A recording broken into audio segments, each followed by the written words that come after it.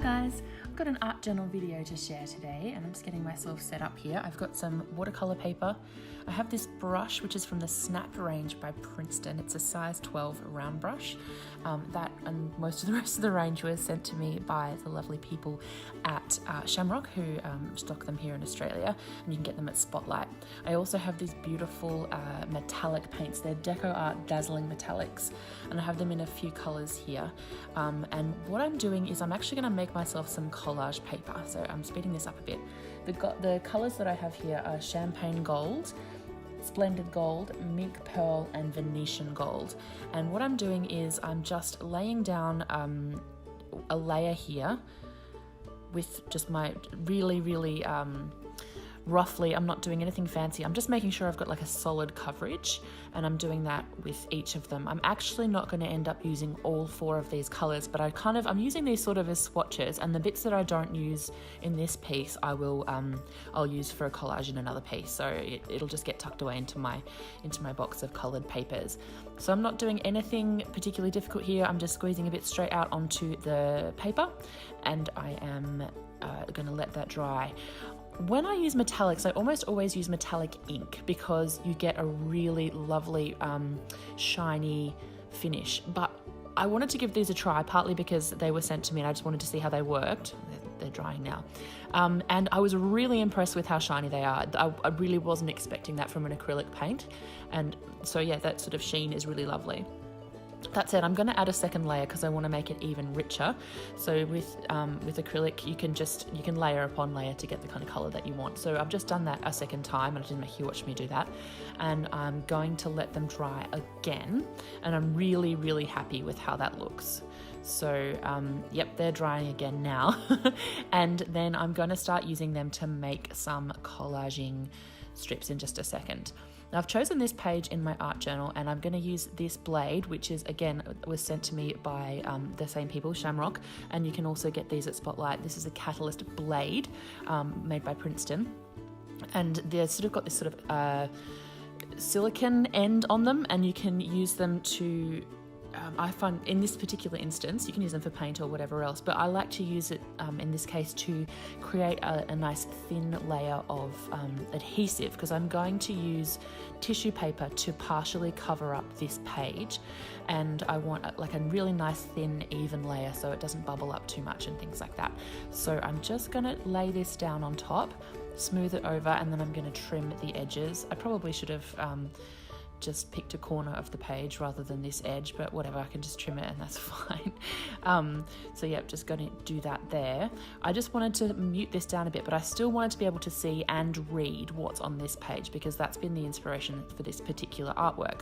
Well, artwork, I don't know, spread, it's pretty low key in that sense. But yes, so I've done that and I've gone, okay, that's pretty cool, but I think I need just one more layer of the tissue over the top, and so I'm doing that again. And the other good thing about the silicone blade is that won't tear the tissue paper that's underneath. Like, I didn't wait for that to dry. Maybe I should have, but I didn't, because I was busy and I just wanted to keep going. So I just went over the top again, because the silicone's nice and soft, it didn't pull or tear the layer that was underneath. So you may have seen me do, or at least seen the product of some of these pages that I do. This is kind of my favorite way to do collage, or at least one of them. What I'm doing is I'm cutting a whole bunch of strips, and I'm going to use those to create, I guess maybe like a fan. It's kind of, anyway, you'll see how it looks in a second. So what I'm doing is I'm cutting heaps and heaps of strips, and I've done that with 2 colors of the metallic pages that I made before, and I've also added in some book pages, some craft paper, and some just some light colored papers from various bits and pieces that I just have in my box of random paper. You know, when you find something that you like, you hang on to it. I've just got this kind of boxy basket thing that I stick them all in, and I just fish through that for different colors of paper when I want to do a project like this. So I've cut them into strips, and I'm going to speed this up a lot so you just kind of get an overview of how I construct a piece like this. So I'm using Multimatte Medium, which is, you know, amazing for collage, because it doesn't get shiny. It's matte, obviously, it's in the name. So when you put it down, it doesn't, when it comes out the edges, which it inevitably does, you don't get that extra kind of gluey look, which is good.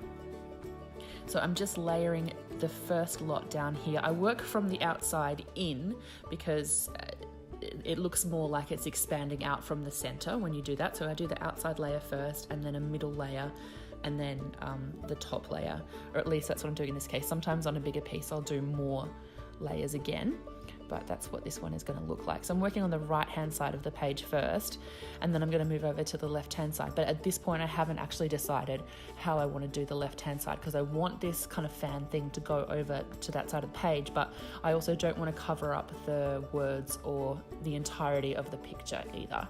So this is me just kind of sticking it together. Oh yeah, the page on the left started sort of curling as it dried, so I just pinned that, or sort of clipped it with these bulldog clips. So I am continuing to do this. I think I've sped this up to something like 1800% or something like that. Like, I've made it a lot faster. It took maybe an hour or two to do in the end. I was watching Sailor Moon and just chilling. I wasn't in any kind of hurry, and I find this process quite relaxing. I know for some people it would be a nightmare just because it's fiddly, but for me I find that really calming, and it's just kind of that repetitive, peaceful process is something that I really enjoy. So yeah, I'm just continuing to do that, and as you can see, I've just kind of partially covered this side of the page, and I'm okay with it being a little bit patchy. So that is how that looks. So the meaning of this whole thing is it's got, I don't know if you recognize the song. It's Simon and Garfunkel did a version of it. It's the Cambric Shirt, and basically the song is about asking someone to do something impossible over and over again in order to earn their love. And I think it's bullshit. So I wrote, he wants her to make a shirt without seams and like all this kind of stuff. Like, it's just stupid. And so I've just written, tell him to make his own damn shirt, because working hard at impossible things in order to try and make someone love you is a waste of time. So yeah, that's basically the point of this thing. And it belongs well in my season of story, because there's certainly something autobiographical about making that discovery. When I think about like past relationships and things like that, I certainly did that a lot as a younger person, and finding true love with somebody who loves and respects you is infinitely better. So that's kind of the point of this page. So yeah, that's basically it. Thanks so much for watching, you guys. I hope you enjoyed this one. I'll link to all the products below. Make sure you like and subscribe if you're so inclined, and I will see you again really soon. Bye!